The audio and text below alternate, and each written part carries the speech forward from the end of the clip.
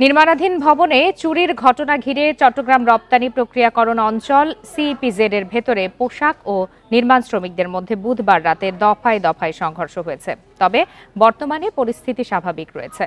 সকাল থেকেই কাজে যোগ দিয়েছেন সিইপিজেড এর সব কারখানার শ্রমিকরা। কোনো ধরনের বিক্ষোভ ও অসন্তোষের খবর পাওয়া যায়নি। বাড়ানো হয়েছে পুরো এলাকার নিরাপত্তা ব্যবস্থা।